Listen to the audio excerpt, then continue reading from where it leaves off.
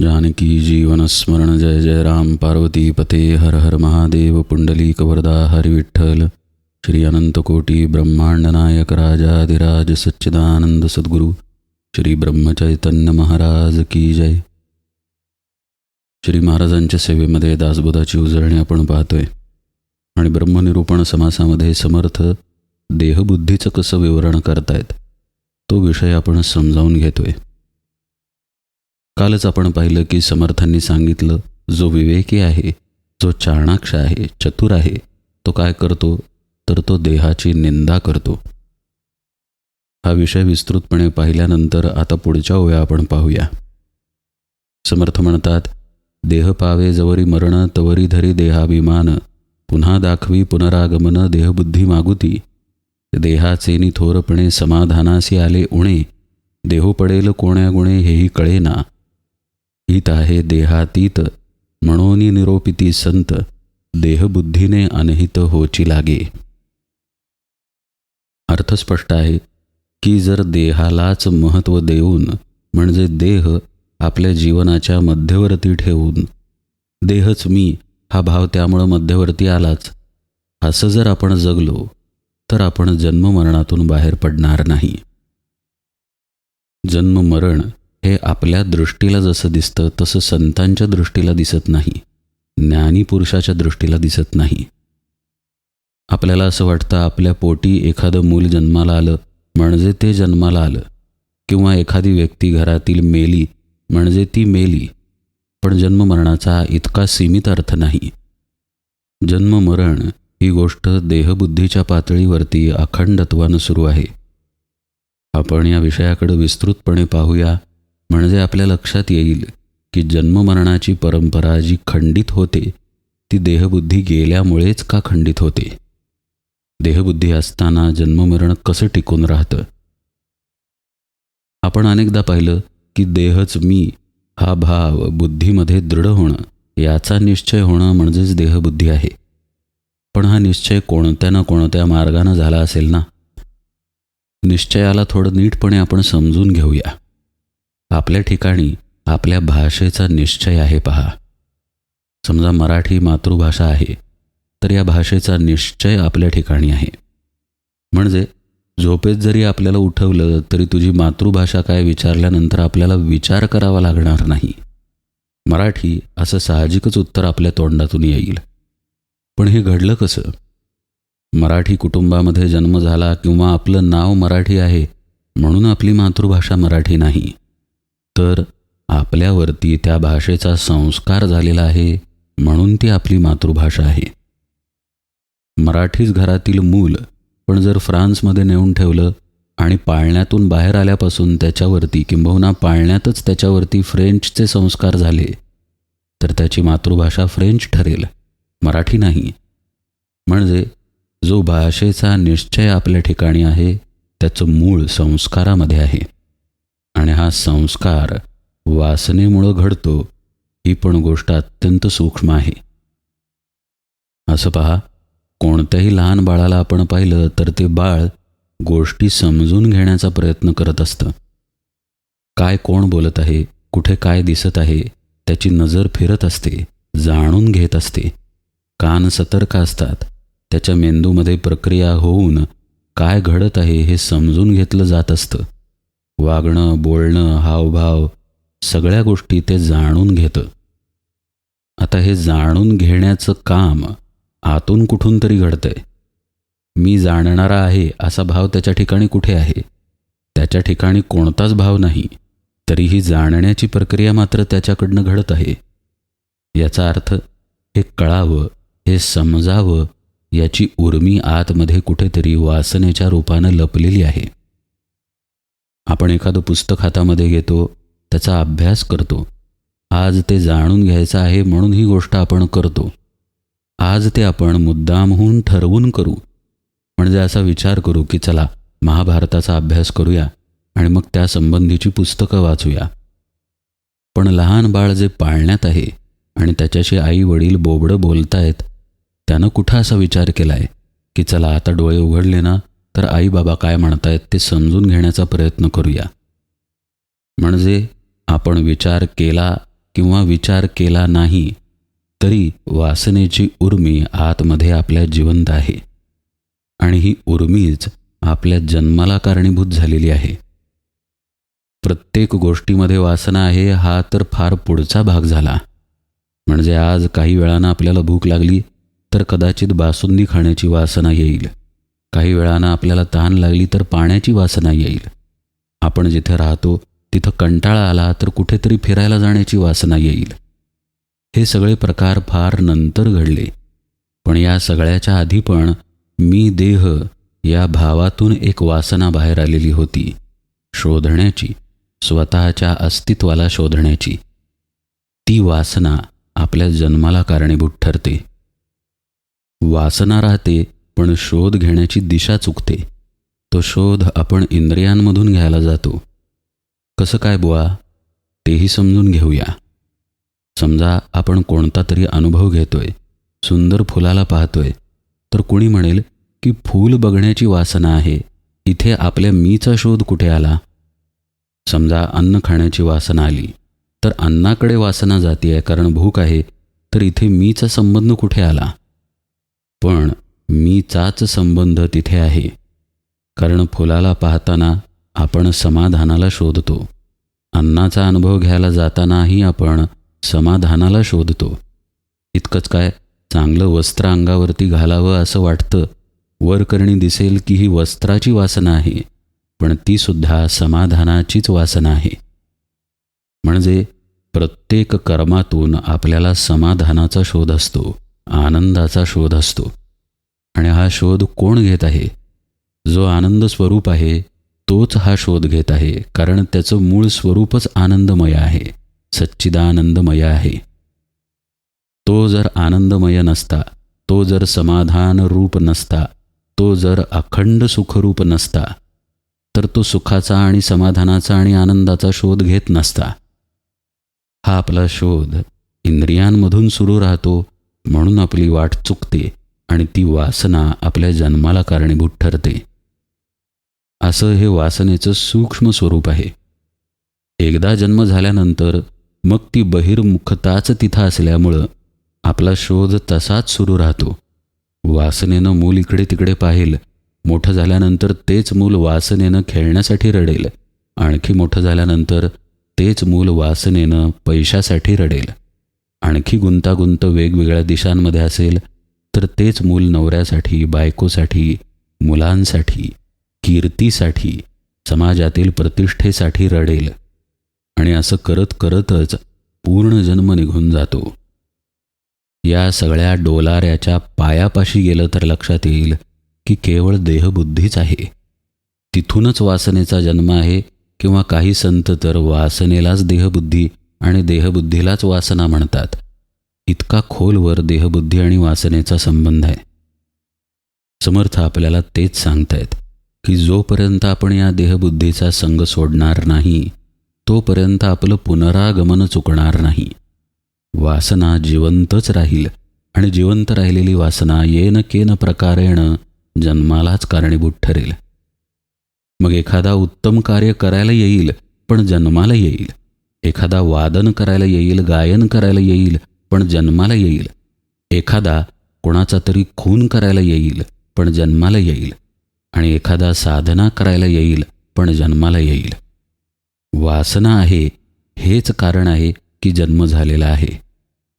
समर्थ आपल्याला ब्रह्मनिरूपणामध्ये हे सांगतायत, कारण ब्रह्माच्या ठिकाणी वासना नाही, ब्रह्माच्या ठिकाणी येणं जाणं नाही, पुनरागमन ही गोष्ट ब्रह्माला लागू नाही. आपल्याला त्या अवस्थेपर्यंत जायचं आहे, म्हणून समर्थ पुनरागमन कशानं घडतं ते समजावून देत आहेत. मग अर्थ उघडच आहे की देहाचेनी थोरपणे समाधानासी आले उणे, देह पडेल कोण्या गुणे हेही कळेना. शोध चालू आहे समाधानाचा, आनंदाचा, पण ज्या देहबुद्धीमुळं चालू आहे त्यामुळंच तो शोध अर्धवट राहतो, कदापि पूर्ण होत नाही. म्हणजे ही फरफट नाही का? आता जो ज्ञानी आहे त्याच्या दृष्टीला ही फरफट दिसेल, पण जो अज्ञानी आहे त्याला ती फरफट वाटतच नाही. असं पहा, एखादा मनुष्य मुक्कामाला जाण्यासाठी घरातून बाहेर पडला, पण मुक्कामाला न पोहोचता रस्ता चुकून भलतीकडेच गेला तर जो मुक्कामाला ओळखून आहे त्याला ती फरफट लक्षात येईल. पण जो भरकटलेल्या रस्त्याला सत्यत्व देतो आणि त्या रस्त्यावरतीच रमून राहतो, मुक्कामाला विसरतो, त्याला ती फरफट वाटत नाही.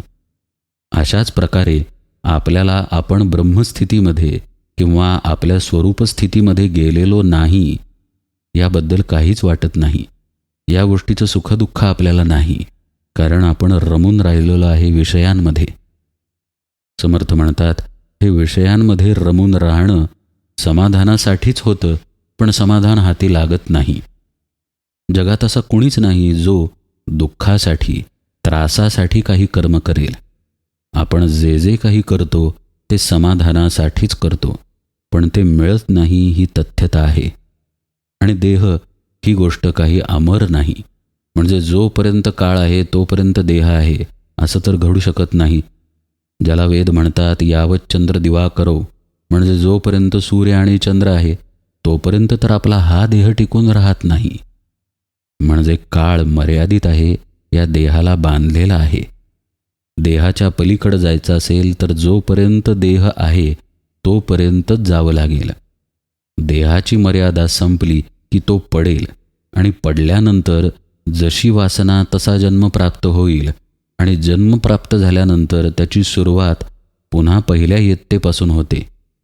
जन्म झाल्या झाल्याच ओंकार करणारे परमहंस परिव्राजकाचार्य श्रीमन नृसिंह सरस्वती स्वामी महाराज हे एकमेव असतात. सर्व जीव तसे कसे असतील? तो अवतार होता, त्यामुळं अवतारांची गणितं सर्वसामान्य जीवाला लावता येत नाहीत. पूर्ण परब्रह्मच कौसल्याच्या पोटी जन्माला आलेलं होतं. तो जन्म आणि आपला जन्म वेगवेगळे आहेत. परब्रह्माचा रामजन्म हा परब्रह्मानं मायेला वश करून, प्रकृतीला वश करून केलेली लीला आहे. आपला जन्म मात्र वासनेमध्ये होतो. मग वासनेतून झालेला जन्म देहातच झालेला असल्यामुळं देह पंचमहाभूतांचा असतो आणि प्रकृतीच्या अधीन असतो. त्यामुळं त्याची वाढण्याची प्रक्रिया ठरलेली असते. त्या देहाला देहाचं प्रारब्ध येतं, संचित येतं. त्या सर्वांसहित तो जन्म भोगावा लागतो आणि पुन्हा त्या जन्मामध्ये प्रत्येक कर्मातून पुन्हा पुन्हा वासना निर्माण होत जाते, बुद्धी बदलत जाते आणि असं गाठोडं घेऊन मनुष्य पुन्हा मरतो. असं हे न संपणारं गणित आहे. एक प्रकारचं दुष्टचक्र आहे जन्ममरणाचं, ज्याचं मूळ कारण देहबुद्धी आहे. ती देहबुद्धी समजून घ्यायला हा देहच लागतो. जसं हे निरूपण ब्रह्माचं चाललेलं आहे, पण ब्रह्मनिरूपणात बसत नाही, शब्दात बसत नाही, सांगण्यात ऐकण्यात बसत नाही. पण हे सांगितलं जातं, ऐकलं जातं, कारण देह आहे म्हणून. तसंच समर्थ म्हणतायत, देह आहे तोपर्यंत या देहबुद्धीबद्दल जाणून घ्या आणि त्यासाठी संतांना शरण जा. मग संत काय सांगतील? हित आहे देहातीत, म्हणून निरोपिती संत, देहबुद्धीने अनहित होची लागे. पुन्हा पहा, ही गोष्ट पुस्तकात आपल्याला वाचायला मिळेल. देहबुद्धीना अनहित आहे बुवा, देहबुद्धीच्या पलीकडे जावं लागेल. पण पुस्तकात वाचा असं समर्थ म्हणत नाहीत. संत सांगतायत असं समर्थ म्हणतात. म्हणजे त्यांना हे सुचवायचं आहे की तुम्ही या देहबुद्धीचं विवरण सद्गुरूंकडून श्रवण करा, तरच आपल्याला ते ठसेल, तरच आपल्याला ते उमजेल आणि आपली पावलं देहबुद्धीच्या विरुद्ध दिशेला पडतील. बुद्धीचा निश्चय आहे आणि निश्चयाचा संबंध संस्कारांशी आहे. हा विषय मगाशीच आपण पाहिला. म्हणजे आपण संस्कार बदलले की त्याचा परिणाम आपल्या निश्चयावरती होणार आहे. म्हणून संस्कार कोणते असावेत? तुकाराम महाराजांची ओळ आठवायची. सोडू नये कीर्तन, पुराण, श्रवण, मनन, निधिध्यासन, साक्षात्कार. साक्षात्कार झालिया सहज समाधी, तुका म्हणे उपाधी गेली त्याची. हे तुकाराम महाराजांनी का सांगितलं? कारण याच्या आचरणामध्ये संस्काराचं बीज आहे. संस्कारांमध्ये आपल्या बुद्धीच्या निश्चयाचं बीज आहे आणि बुद्धीचा निश्चय बदलला की अनुभूती बदलणार आहे. म्हणून आपण कधी उठतो, कधी झोपतो, काय अन्न सेवन करतो, साधना नियमित करतो की नाही, कशा पद्धतीचं चिंतन करतो, या सगळ्या गोष्टींना महत्त्व आहे आणि त्याचा परिणाम आपल्या निश्चयावरतीच होणार आहे. म्हणजे आपलं हित होणार की अनहित होणार हे कोणाच्या हातात आहे? आपल्याच हातात आहे. आणि तो मार्ग संतांकडून जाणून घेणं आवश्यक आहे. म्हणून समर्थ म्हणतात, हित आहे देहातीत, म्हणून निरोपिती संत देहबुद्धीने अनहित होची लागे. देहातीत होण्यामध्येच आपलं हित आहे, असे सुंदर शब्द समर्थांनी वापरले. देहातीत होणं म्हणजेच स्वरूप स्थितीमध्ये जाणं, आत्मस्थितीमध्ये जाणं, शुद्ध ज्ञानाला प्राप्त होणं. हे जर आपलं हित असेल तर त्या दृष्टीचा निश्चय व्हायला पाहिजे.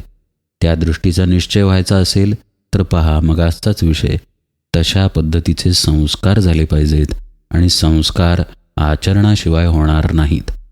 म्हणून साधनेच्या नियमिततेला, श्रवणाच्या, चिंतन मननाच्या नियमिततेला अत्यंत महत्त्व आहे. मग साधक कोणत्याही पातळीवरील का असेना, नवखा असो किंवा अगदी बद्ध दशेतील असो, पण त्याच्यासुद्धा जीवनातील नियमांना महत्त्व आहे. तर सिद्धी ज्याच्याजवळ आहेत त्याच्यापाशी तर ते महत्त्व असायलाच पाहिजे ना. म्हणून समर्थांनी पुढं ओवी सांगितली, सामर्थ्य बळे देहबुद्धी योगियास तेही बाधी, देहबुद्धीची उपाधी पैसावं लागे. समजा एखाद्याजवळ सिद्धींचं सामर्थ्य आलं आणि त्याच्या उपयोगानं त्याला जर असं वाटायला लागलं की आपण श्रेष्ठ झालो, तर त्यालाही देहबुद्धी झपाटून टाकते. पहा, समर्थ एक प्रकारे आपल्याला सावधच करतायत की साधन मार्गावरती कोणत्याही टप्प्यावर काहीही प्राप्त होणं, इथं सावध राहिलं पाहिजे. प्राप्त झालेलं विसर्जित करता आलं पाहिजे, कारण प्राप्त होणं म्हणजेच देहबुद्धीचं लक्षण आहे. समजणं की हे आता कळत आहे, प्राप्त झालेलं आहे, तिथेच धोका आहे. मग कुणाला एखाद्या भविष्यात घडणाऱ्या घटनांचं ज्ञान होईल, कुणाला वाचासिद्धी येईल, तर कुणाला आणखी काही. पण हे सगळं साधन मार्गामध्ये आपल्याला मागे खेचेल, या बाबतीत समर्थ सावध करतायत. साहजिक आहे, मन चित्त या गोष्टी पवित्र व्हायला लागल्या की ज्या आत्मस्वरूपाच्या आधारावरती त्या हालचाल करत असतात, त्या आत्मस्वरूपाचा प्रकाश बाहेर पडायला लागतो. जसं पाणी निर्मळ व्हायला लागलं की तळ हळूहळू स्वच्छ दिसायला लागतो. पण याचा अर्थ असा नाही ना की आपण तळापर्यंत पोहोचलो. तसं सिद्धींच्या बाबतीत आहे. जर चित्त निर्मळ असेल, मन शून्याकार झालेलं असेल, तर समोरच्या व्यक्तीच्या मनातील तरंग आपल्या मनामध्ये उमटतो. समजतो विचार, पण तो विचार समजला म्हणजे काही मोठं घडलं असं नाही. तो समजला, इथंच साधकानं सावध व्हायला पाहिजे की हे कळत आहे की समजत आहे, तर आपल्यापाशी अहंभाव आहे. इतकी सावधानता फार दुर्मिळ साधकांमध्ये असते. बहुतांश साधक सिद्धींमध्ये सामर्थ्यांच्या उपाधींमध्ये अडकून पडतात आणि शेवटी अधोगतीला जातात. समर्थ सावध करतात आपल्याला की देहबुद्धी इतकी खोल आहे की कोणत्या पातळीवरती कुणाला झपाटेल सांगता येत नाही. तिचा पूर्ण निरासच झाला पाहिजे. म्हणून देहबुद्धी हे झडे तरीच परमार्थ घडे, देहबुद्धीने विघडे ऐक्यता ब्रह्मीची. आणखी किती स्पष्ट समर्थांनी सांगायचं. या सगळ्या कारणामुळं देहबुद्धी पूर्णपणे झडूनच गेली पाहिजे. झडून जाणं हा वाक्प्रचार खूप महत्त्वाचा आहे. एखादं झाड मेल्यानंतर कधी पाहिलं आहे का? आणि मरायच्या आधी ते जेव्हा लगडलेलं होतं फुलापानांनी, तेव्हा आपण त्याला पाहिलं आहे का? पाहिलं असेल तर लक्षात येईल की झडून जाणं म्हणजे काय. आता त्या मेलेल्या झाडाला पानं चिकटवून काहीही उपयोग होत नाही. पुन्हा पानं तिथं येतच नाहीत. अशा प्रकारे देहबुद्धी झडून गेली पाहिजे, म्हणजे ती पुन्हा येईल याचा लवलेशही राहिला नाही पाहिजे. इतकी साधना प्रखरतेनं केली पाहिजे, तरच परमार्थ घडेल, असं समर्थ सांगतायत. आता या ओवीचा विपर्यास करायचा नाही बरं का. देहबुद्धी झडल्यानंतरच परमार्थ घडेल किंवा परमार्थाची प्राप्ती होईल, मग आपण करायचा की नाही? समर्थांचा उपदेश सूक्ष्मतेनं समजून घ्यावा लागतो. समर्थ आपल्याला असं सांगत नाहीत की साधना करू नका, साधना करा म्हणूनच सांगतात. पण मग असंही सांगतात की म्हणून देहबुद्धी हे जडे तरीच परमार्थ घडे. म्हणजेच समर्थांना सांगायचं आहे की साधकानं जागरूक राहून, दक्ष राहून, सावध राहून, धैर्यता ठेवून साधना केली पाहिजे. तोपर्यंत करत राहिली पाहिजे जोपर्यंत ब्रह्माशी ऐक्यता होत नाही.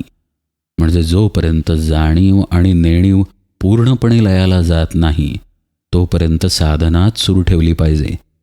साधना सुरू आहे याची जाणीव, साधना थांबवायला हवी याची जाणीव, काही कळत आहे याची जाणीव, काही कळत नाही याची जाणीव, या सगळ्याच्या पलीकडे जोपर्यंत आपण जात नाही तोपर्यंत साधना सुरू ठेवली पाहिजे. इतकी साधनेची महती समर्थ इथं सांगतायत. म्हणून ते म्हणतात की जोपर्यंत धडत नाही देहबुद्धी तोपर्यंत परमार्थ घडणार नाही. याचाच अर्थ ब्रह्मैक्यता होणं, आत्म्याशी एकाकार होणं हेच परमार्थाचं शुद्ध स्वरूप आहे. आणि या शुद्ध स्वरूपापर्यंत जाण्याचा मार्ग मगाशीच आपण पाहिला. श्रवण, मनन, निधिध्यासन, त्यातील असणारी तीव्रता, साधनेचे केलेले प्रयत्न, त्यातून आपल्यावर घडत जाणारे संस्कार आणि संस्कारांची परिणती म्हणून होत जाणारा आत्मबुद्धीचा निश्चय. या मार्गावरून जर आपण चालत राहिलो तर निश्चितपणे देहबुद्धी जडणार आहे. समर्थांनी पुढे सिद्धांतच सांगितला किंबहुना शास्त्रच सांगितलं. विवेक वस्तूकडे ओढी, देहबुद्धी तेथूनी पाडी, अहंता लावून निवडी वेगळेपणे. आपण या विषयाकडं विस्तृतपणे पाहणं आवश्यक आहे. कारण विवेक वस्तूकडे ओढतो म्हणजे नेमकं काय घडतं? ही वस्तू आहे आपला आत्मस्वरूपच. म्हणजे विवेकाचा वापर करून आपली ओढ आपल्याला बदलायची आहे, ती आत्म्याकडे न्यायची आहे. जाणून बुजून करण्याची ही कृती आहे. जाणून बुजून आपल्याला विवेकाला धरावं लागेल. कारण आज मितीला आपला देहबुद्धी हा स्वभाव आहे. म्हणजे समजेल अशा भाषेत सांगायचं झाल्यास अविवेकीपण हे आपल्या स्वभावात आहे. मग आपल्याला विवेक जाणून बुजून धरायला नको का? तो धरला तर आपली आत्मवस्तूकडं ओढ साहजिकच होणार आहे. जे आपल्याला वेगळेपण दिसतं, द्वैत दिसतं, मी तू पण भासतं, किंवा आपल्या देहाला जे आपण मी समजत आहे त्यातून जे सगळं द्वैत बाहेर आलेलं आहे ते देहबुद्धीनं घडत असल्यामुळं विवेकाची वाट आणि देहबुद्धीची वाट एकमेकांपासून विरुद्ध दिशेची आहे. विवेकाला जर जाणून बुजून आपण धरलं तर आपण आत्मवस्तूकडे ओढले जाणार आहे. म्हणजेच आपल्या बुद्धीचा निश्चय बदलणार आहे की मी आत्मा. पण हे जर केलं नाही तर स्वभावातच असलेली देहबुद्धी आपल्याला खाली पाडत राहणार आहे, ज्यानं आपण द्वैतामध्ये अडकत जाणार आहे. समर्थ याविषयी आणि पुढच्या ओव्यांमध्ये काय म्हणतात तो भाग उजळणीमध्ये आपण यथावकाश पाहूया. आज निरूपण सेवेला इथेच विराम देतो. जानकी जीवन स्मरण. जय जय राम.